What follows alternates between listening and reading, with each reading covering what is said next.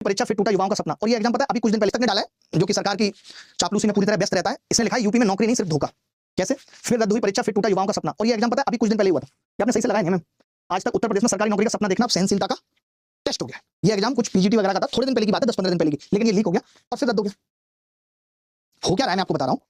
सरकारों के ही लोग, जिनको छुटपुटिया नेता कह लीजिए, कोई मंत्री जी का साथी है, ये लोग क्या करते हैं, इनको मिलता है कि तू 30 बंदे अपने लिया, और उस 30 बंदे के चक्कर में वो 300 बंदों से 15-15 लाख रुपए वसूलता है।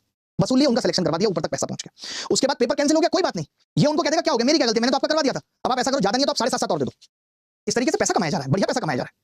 पहले एग्जाम में इंटरव्यू होते थे, जो एग्जाम निकाल करके पहुंचता था ताकि आप उसको पकड़ सकते हो कि किसी लायक है या नहीं। फिर डिस्क्रिप्टिव पेपर हो गया था, क्योंकि कई लोग हिंदी में नहीं लिख पाते हैं, बट अब ये दोनों हटा दिए गए। आपको क्या लगता है इन दोनों के हटाने के पीछे की वजह क्या है? सरकार क्या चाहती है? सरकार ये चाहती थी कि प्रक्रिया बहुत तेज चले, तब यूपीएससी में भी इंटरव्यू हटा दीजिए। मैं तो कहता हूं अंताक्षरी पे सिलेक्शन ले लीजिए, ये सब नौटंकी क्यों करनी है? 33 लड़कों कमरे में बिठाइए, अंताक्षरी कराइए गानों पे, सबको गाने याद है, रील्स बनवाइए उनसे, प्रधानमंत्री जी तो शौकीन भी है रील्स के, और सिलेक्शन दे दीजिए। नहीं, उन्होंने बोला है कि हमारे देश का युवा रील बना के भारत आगे जा रहा है।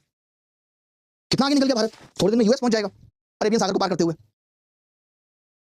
इंटरव्यू में अब तो बताते हैं ऐसे लोग सेलेक्ट हो जाते हैं जिनको हिंदी लिखनी नहीं आती, क्योंकि अब तो सिर्फ पैसे देके आपको रिमोट एक्सेस लेना है। अब नौकरी कुछ 1 लाख रुपए में आपके घर तक पहुंच जाएगी। जिनका पेपर अच्छा हो जाता है, सिलेक्शन मिल जाता है, उसको फिर कोई गड़बड़ी भी नहीं दिखती, वो कभी नहीं चाहता कि पेपर कैंसिल हो। उसकी एक अलग जमात क्रिएट हो जाती है जो इसके विरोध में रहती है कि पेपर कैंसिल नहीं होना चाहिए, मेरे तो 87.5 आ रहे हैं और बात सही भी है, सिलेक्शन हो जाता है, इतनी किस्मत से होता है, कोई क्यों चाहेगा कि कैंसिल हो। और इस चक्कर में सिस्टम को माफी दे दी जाती है और फिर अगली बार नए तरीके से बच्चों के साथ सिस्टम फिर गद्दारी करता है। अब लगातार देख लीजिए, जो गलतियां 2024 में की वही गलतियां 2025 में कर रहे हैं। सेम अत्याचार आपके मुंह पे फेंक के मार रहे हैं। वही रास्ता, फिर कोर्ट जाओ, मोटा पैसा लगाओ।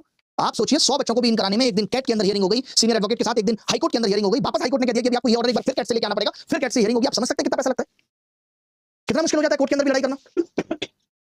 अगर कोई अर्जेंसी ना हो तो 3-3 महीने की डेट दे दी जाती है। कोई देखने वाला नहीं है कि सच में बच्चों के साथ गलत हो रहा है, नहीं हो रहा। हमें लगता था कोर्ट में छोटी सी चीज से भी लगता था कि अब एसएससी बदल जाएगा, थोड़ा सुधरेगा। कोई रिव्यू सिस्टम नहीं है इनके, वही गलती फिर से दोहरानी है इनको।